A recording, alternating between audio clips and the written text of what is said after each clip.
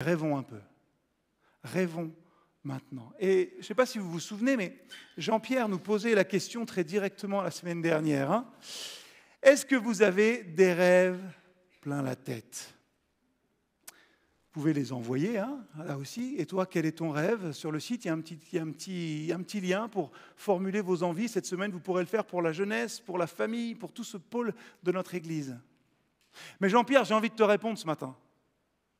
Des rêves, j'en ai plein en plus. Je rêve de voir des responsables de jeunes se lever pour encadrer tous nos groupes de jeunes. Je rêve de voir Clotilde crouler sous les demandes d'aide. Oui, je veux bien venir t'aider à la garderie, là, pour les 3 cultes. Ça m'est égal. Je rêve de voir des équipes toujours plus nombreuses aussi pour nous aider à animer nos cultes pour les enfants. Je rêve de voir plein de personnes se former pour un BAFA. Et, soit dit en passant, il y a une formation ici à l'Église M du 13 au 20 février pour le BAFA, qui pourront aller aider ensuite et encadrer les louveteaux ou les scouts. Je rêve d'avoir un vrai temps, un vrai lieu où les parents vont pouvoir échanger, partager, peut-être relâcher un peu la pression pour tout ça. Je rêve du jour aussi où cette pandémie va se calmer et où on pourra partager ensemble et de vive voix, jeunes et vieux, comme le dit l'adage, ces merveilleux témoignages qu'on a reçus suite à une méditation. Ces témoignages de Jacques, de Marc-Étienne, de Sophie, de Roselyne, de Monique, de Jacqueline, de Christine, de Carole, de Séverine. Ces mots que vous nous avez envoyés, ce récit de la fidélité de Dieu de génération en génération, cette espérance transmise d'une génération à une autre, c'est précieux. On en parle constamment en ce moment. C'est difficile d'être un jeune en 2021. Combien il est donc précieux de nous encourager, de nous soutenir les uns et les autres. Oui, c'est tous ensemble que nous contemplons les bienfaits de Dieu. C'est tous ensemble que nous sommes l'Église. Il n'y a pas celle d'hier, avec les plus anciens, ouais, ils nous embêtent eux. Il n'y a pas celle de demain avec les jeunes, oui, prends ton temps, ça arrivera. C'est tous ensemble que nous sommes l'Église d'aujourd'hui. Je rêve, mais je me réveille. Je me réveille et je me dis, mais attends Jérémie, ce n'est pas des rêves que tu es en train de formuler là, c'est des besoins. Des besoins, je suis en train de faire une liste de besoins, et peut-être certains parmi vous se disent, ça y est, le pasteur fait sa liste de courses là, est-ce que j'ai bien écouté là où je pourrais m'engager? Et vous avez raison, je ne rêve pas. Quand je dis tout ça là, je réfléchis à des choses matérielles, concrètes, nécessaires. Et ces besoins, ils sont sans doute, je ne les ai pas consultés, mais je m'en doute un petit peu, partagés par l'ensemble des responsables jeunesse, enfance, du pôle de notre Église M. Ce n'est pas nécessaire de se casser la tête pour trouver des besoins.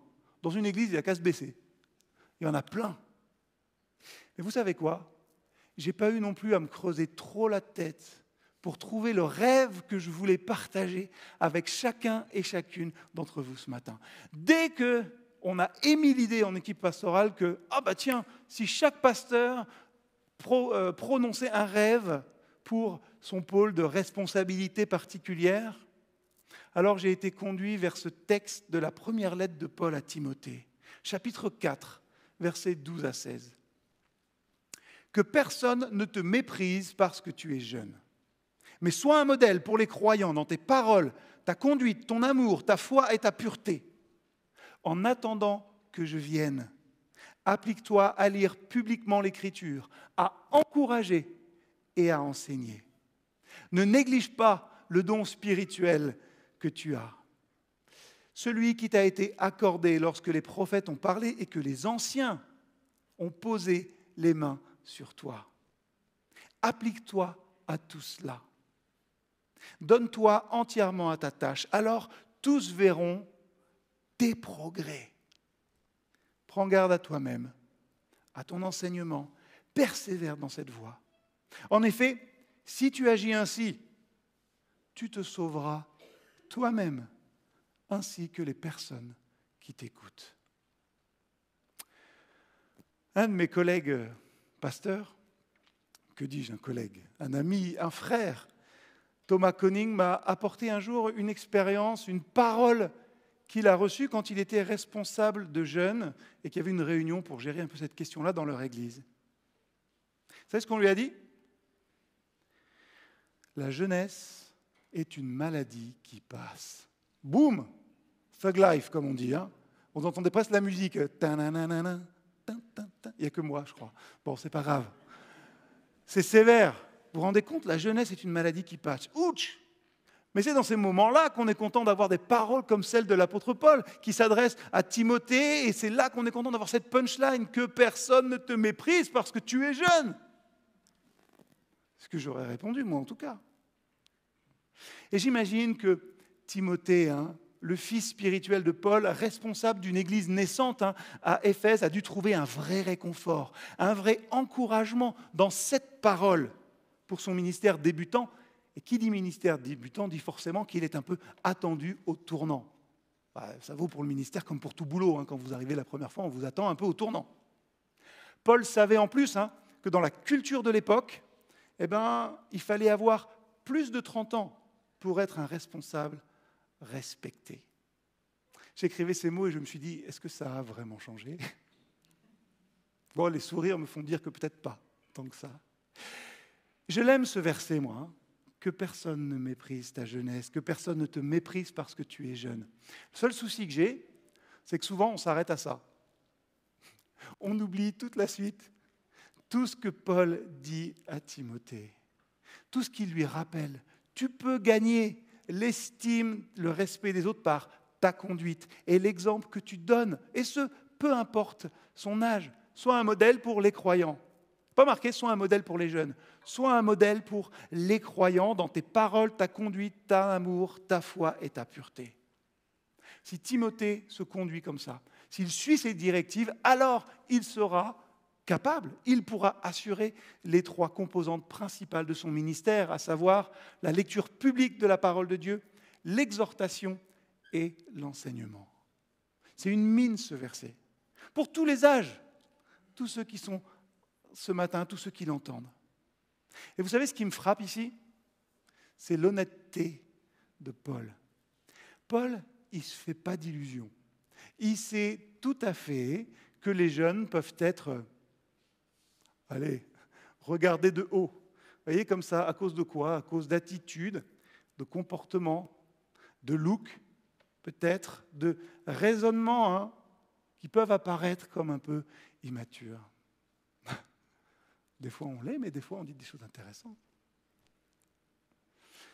C'est une mine, ce verset. Et Paul reconnaît donc que les plus jeunes ne doivent pas être indifférents au regard des adultes.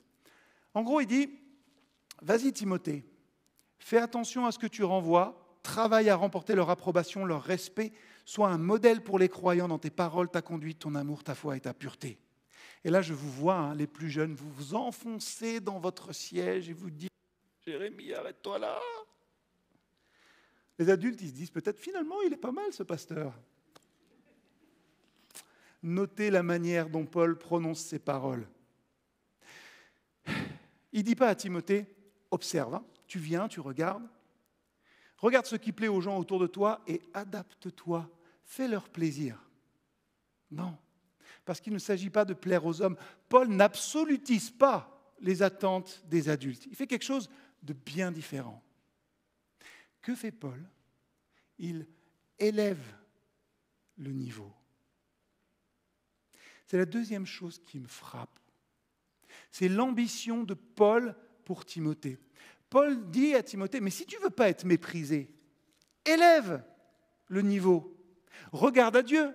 Regarde à ce qu'il veut que tu vives. Regarde à ce qu'il veut que tu sois. Sois un exemple. Fais une différence non seulement dans ta génération, mais aussi dans l'Église dès maintenant. Et même pour les personnes qui sont plus âgées que toi. Et je pense qu'il faut le redire, la maturité chrétienne, ce n'est pas une question d'âge. C'est une question d'obéissance. Que fait Paul finalement? Il demande à Timothée d'obéir. Ouais, pendant 5 ans quand même, hein, pendant que je faisais mes études de théologie, surveillant dans un collège. Alors à l'époque, on appelait ça une ZEP, zone d'enseignement prioritaire, je crois, à Marseille. Pas facile, hein. Donc j'étais à la vie scolaire de 7h30 du matin jusqu'à 17h le soir, 17h30 selon les journées. Les élèves qu'on voit de 8h à 17h30 à la vie scolaire, c'est souvent ceux qui ne sont pas en cours, pour une raison ou une autre, hein. Ils se sont fait virer, ou alors ils n'ont pas envie d'y aller, ou alors ils viennent avec leur sac sur le dos, ils viennent à l'heure qu'ils veulent. Parce qu'ils connaissent les surveillants, ils savent que le mot va être tamponné. Quand je leur demandais, mais qu'est-ce que tu vas faire? Qu'est-ce que tu veux faire de ta vie? Il y a un minimum à faire quand même. Vous savez ce qu'on me répondait souvent? Mais Jérémie, moi je m'en fiche. Je vais être une star. Véridique, hein? Je vais être une star. Ok. Et moi qui faisais un peu de musique, je disais, tu sais, il faut cravacher pour être une star, hein? Aujourd'hui, on a un peu l'illusion là, dans la société qu'il suffit de faire ça et qu'on arrive. Tout ça pour dire que tout le monde veut briller dans la société. Tout le monde veut y arriver. Mais quelques-uns, simplement, veulent être différents. Et l'exhortation, elle est là ce matin aussi. Soyez différents. Notre ambition ne doit pas être, hein, qu'on soit jeune ou plus âgé, en église ou individuellement, au niveau de nos cultes, au niveau de nos groupes, d'être cool dans notre manière de suivre la foi chrétienne. Notre but n'est pas de donner aux gens ce qu'ils attendent, mais de chercher sans cesse ce que Dieu veut que nous disions, ce qu'il veut que nous fassions. Paul donne à Timothée des exemples de l'amour, de la foi et de la pureté.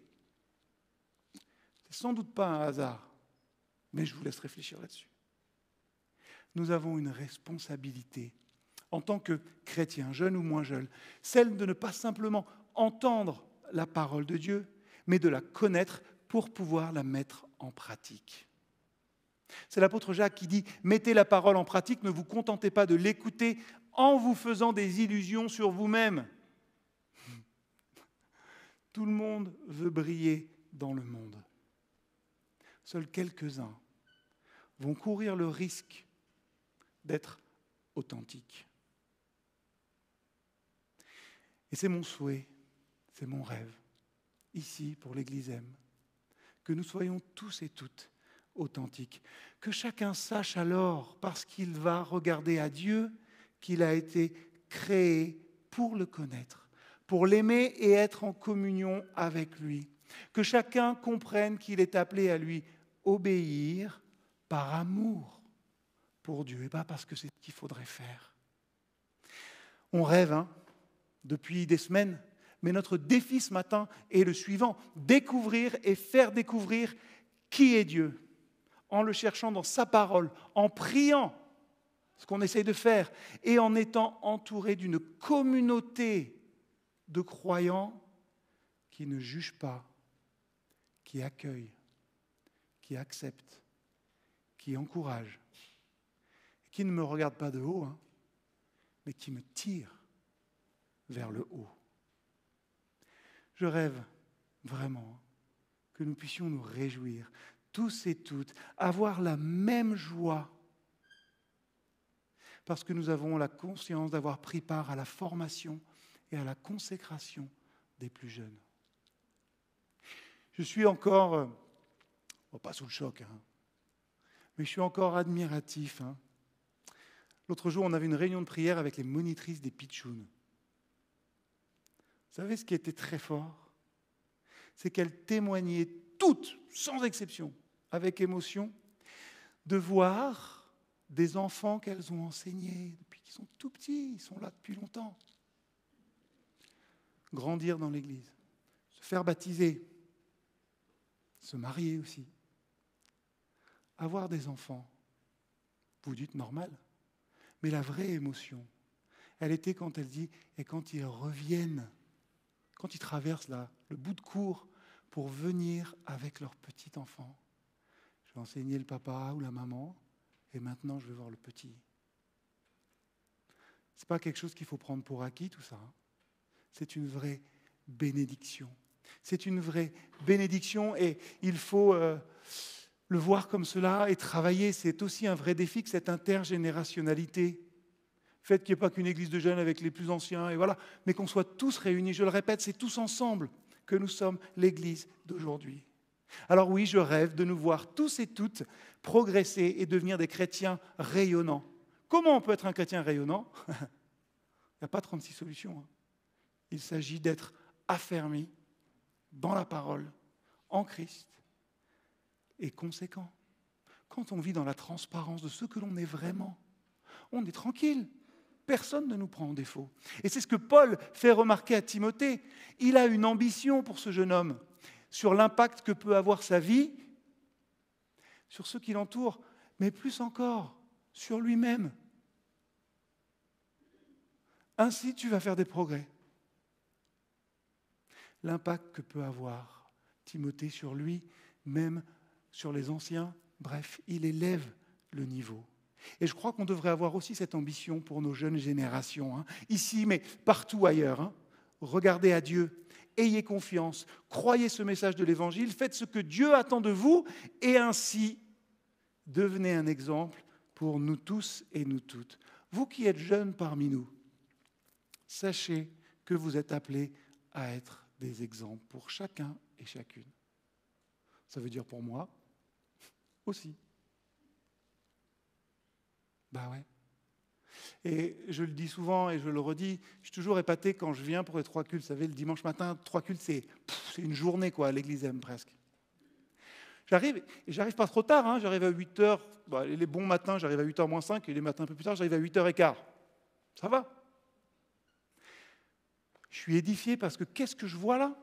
1, 2, 3, 4, 5, 6, 7, 8, 9, 10, 11, 12, une quinzaine de personnes qui sont déjà là depuis 7h30 pourquoi?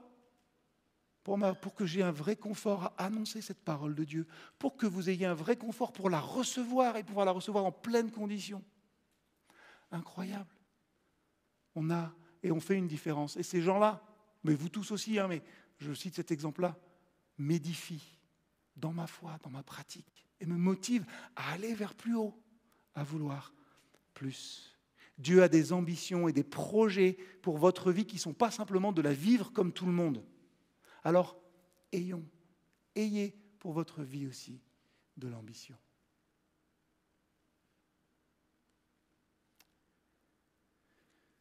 Est-ce que j'ai le droit de vous faire une confession? Oui. Il faut que je vous avoue quelque chose maintenant, c'est que, alors peut-être on ne croirait pas, vu ce que je viens de dire, mais j'ai versé pas mal de larmes en préparant cette prédication.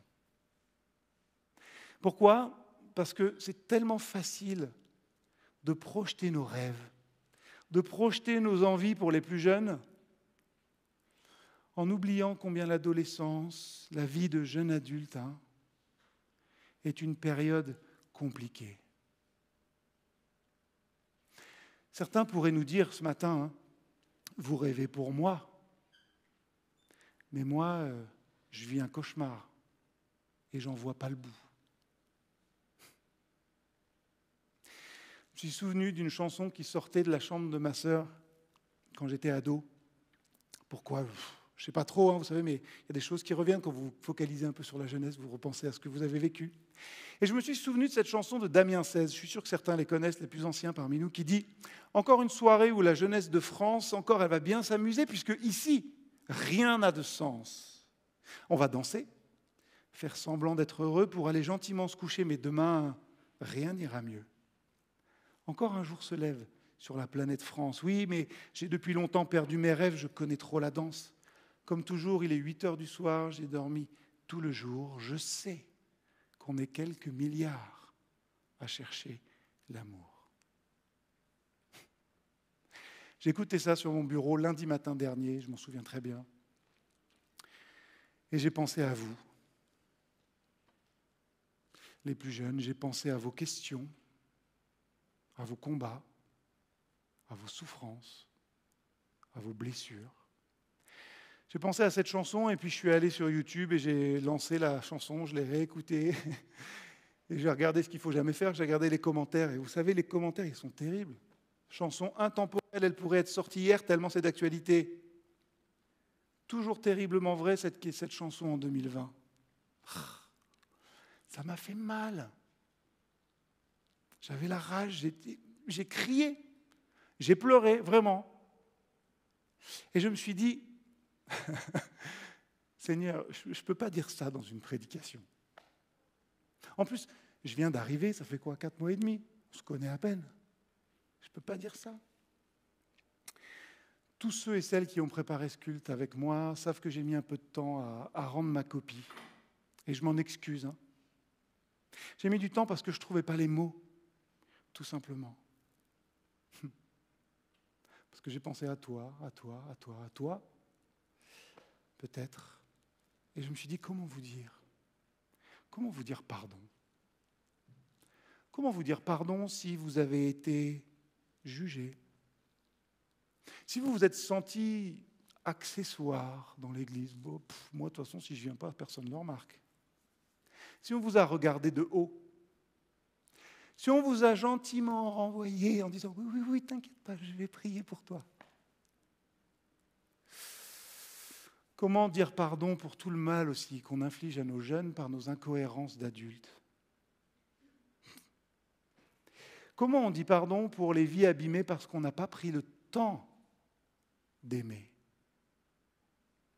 Combien de rêves perdus, pour faire allusion à la chanson, parce que l'amour a manqué dans un regard, dans une parole, dans une célébration, dans une prédication, dans ma bouche peut-être. On est quelques milliards à chercher l'amour. Si un chanteur termine sa chanson qui me file le bourdon par ces mots, alors moi, Jérémie, je n'ai plus qu'un rêve. Je n'ai plus qu'un rêve non plus pour notre Église. C'est interpréter le refrain qui va suivre. Ce n'est pas moi qui l'ai écrit, mais Dieu l'a écrit à la croix. Parce qu'à la fin de toute désespérance, il est encore et toujours là. Applique-toi à cela. Donne-toi entièrement à ta tâche. Alors tous verront tes progrès. Prends garde à toi-même et à ton enseignement. Persévère dans cette voie. En effet, si tu agis ainsi, tu te sauveras toi-même ainsi que les personnes qui t'écoutent. Voilà le conseil de Paul à Timothée. Un conseil plein d'amour. Il aurait pu dire à ce jeune responsable, alors pour bien mener ton église, tu fais ça, tu fais attention d'avoir un bon président du conseil, tu fais attention d'avoir des gens qui sont bien droits, bien carrés là. Il fait ça? Non, c'est pas ce qu'il fait. Conseil plein d'amour. Et ce qu'il dit là, je m'efforce moi pour ma part de le suivre, je m'efforce de le vivre, et mon souhait c'est que l'église aime, n'arrête jamais de chanter le refrain qui va suivre. Tu as des questions? On t'aime. La vérité n'a pas peur des questions. Tu souffres? On t'aime. Viens. Tu te sens différent? Penses-tu? Viens. On t'aime. Ta famille, elle ressemble à aucune autre, mais c'est pas grave. On t'aime. On t'aime. Mon rêve, c'est que nous progressions sur nos bases, sur le fondement solide qu'est Jésus-Christ. Que nous puissions être conséquents, intègres, pour justement pouvoir prendre ce risque d'aimer courageusement, complètement et jusqu'au bout. La fin de toute chose est proche. C'est l'apôtre Pierre qui parle. Vivez donc d'une manière raisonnable. Gardez l'esprit éveillé afin de pouvoir prier. Avant tout, aimez-vous ardemment les uns les autres, car l'amour apporte le pardon d'un grand nombre de péchés. Je vous invite à prier. Seigneur notre Dieu, merci parce que tu nous accueilles comme on est, tu veux nous transformer par ton amour pour que nous puissions aimer ceux qui viennent et ceux qui vivent à nos côtés.